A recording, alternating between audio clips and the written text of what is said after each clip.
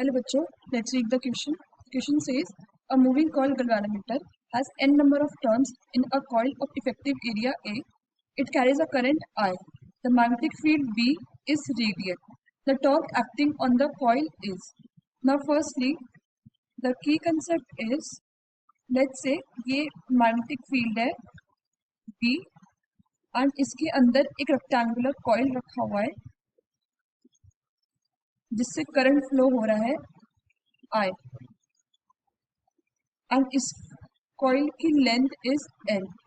सो जो फोर्स लगेगा on this coil due to magnetic field B will be equals to F equals to I L cross B. That means magnetic force is a cross product of length and the magnetic field. Now let's say कि ये magnetic field है B and एक rectangular coil रखा हुआ है like this. नीचे भी जा रहा है मैग्नेटिक फील्ड B. अगर हम इसको लेबल करते हैं so let's say it is P Q R and S and current जा रहा है I. हियर भी सेम. अब अगर पहले हम PQ देखते हैं सो इस कॉइल की ब्रेथ इज B एंड इस कॉइल की length is L. So PQ में जो फोर्स लगेगा it will B current on this section PQ which is I, the length which is B और जो थीटा होगा which is the angle between the segment PQ and the magnetic field is this. So it will be B sin theta. Now अगर देखेंगे कि force equals to I L cross B में force is perpendicular to current and magnetic field.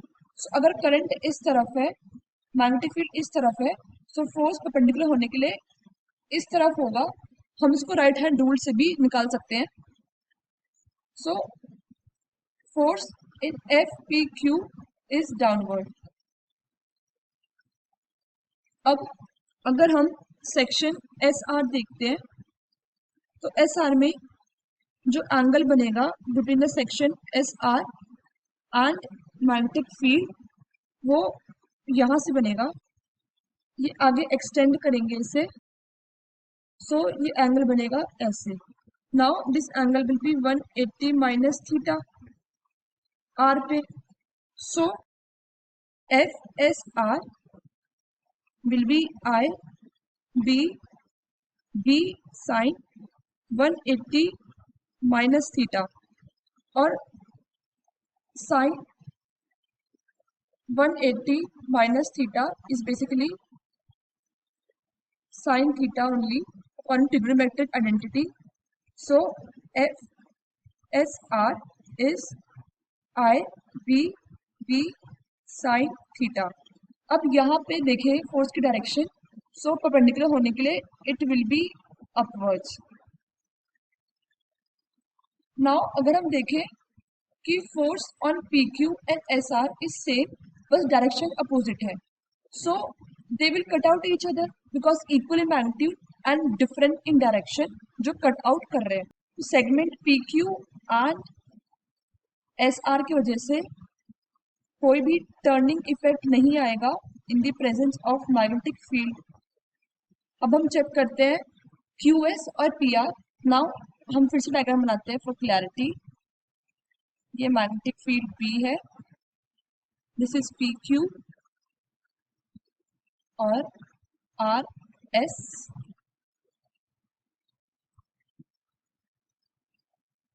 यहाँ से भी magnetic field जा रहा है. अब हमें पता चला कि PQ और RS कोई टर्निंग इफेक्ट नहीं दे पा रहे हैं क्योंकि फोर्स तो सेम है लेकिन इनकी डायरेक्शन ऐसी है कि ये एक दूसरे के इफेक्ट को कट कर दे रहे हैं. तो अगर हम PR देखते हैं पहले. PR में करंट ऐसे फ्लो हो रहा है सो जो एंगल बन रहा है इन दोनों के बीच में, यहाँ पे ये पी आर की लेंथ एल है, is 90 degree. So force on P R will be I L B sin 90 degree, and sin 90 degree is 1, so it will be I L B. Now direction देखें तो perpendicular होने के लिए इसका direction will be outwards, जिसको हम right hand rule से भी निकाल सकते हैं, where thumb represent the current, index finger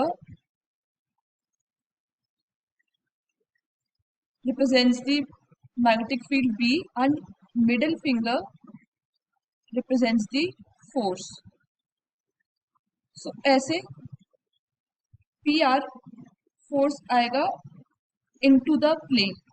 अब अगर हम QS देखें तो QS में यहाँ से भी एंगल बनेगा 90 डिग्री. करंट है I, लेंथ है L, so F QS is I L B sin 90 degree. So ये आ जाएगा अगेन I L B. पर इस बार डिस्टेंस है बाय राइट हैंड रूल आ जाएगा आउटवर्ड्स द प्लेन, यानी कि dot. Cross represents into the plane and dot represents outside to the plane. So यहाँ पे देखें, सो ये दोनों फोर्सेस मैग्नीट्यूड सेम है लेकिन परपेंडिकुलर है, like this. So they are both forming a couple बनाएंगे. So there will a turning effect due to torque. So torque tau is basically force multiply by perpendicular distance. अब इन दोनों force के बीच में perpendicular distance कैसे देखेंगे? Let's say ये ऐसे बनाएंगे तो 90 डिग्री यहाँ बनेगा, थीटा यहाँ, और अगर इन दोनों के बीच में लेट्स से डिस्टेंस इस ब्रेथ था b, so it will B b cos theta. So force हमने कैलकुलेट किया था I L B multiply by perpendicular distance, ये होगा ना b cos थीटा इन दोनों फोर्सेस के बीच में, which is b cos theta. Now यहाँ पे ये L और B sides of the rectangular coil थे, तो ये दोनों मिलके बनाएंगे area. So area will be I A B cos theta. अब टॉर्क ये आ गया, एक बार देखते हैं फिर से. ये कॉइल था और मैग्नेटिक फील्ड ऐसे था. जो एंगल बना था वो इस सरफेस के, जिसकी लेंथ थी B, एंड इस B के बीच में थीटा बना था. और एरिया वेक्टर हमेशा सरफेस के परपेंडिकुलर ही होता है, जिस A.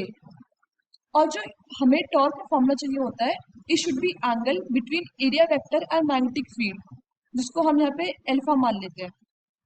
अब एरिया और सरफेस के बीच में एंगल इज 90 डिग्री, और सरफेस और बी के बीच में एंगल इज थीटा, और हमें एंगल इसके और इसके बीच में चाहिए. सो हम टॉर्क को ऐसे लिख सकते हैं I A B cos 90 minus alpha, and cos 90 minus alpha is a trigonometric identity जिसको हम sin alpha लिख सकते हैं. So torque will come out to be BIA sin alpha. Now मान लेते हैं कि इस रेक्टेंगुलर कॉइल में बहुत सारी वाइंडिंग की हुई है, and this winding has n number of turns. So total torque will be BINA sin alpha. Question में दे रखा है कि magnetic field B is radial और एरिया हमेशा परपेंडिकुलर होता है. So alpha comes out to be 90 degree and sin 90 is basically 1. So torque comes out to be BINA. So the final answer is the torque acting on the coil is BINA, which is option D. Hope you understood it well. Best of luck.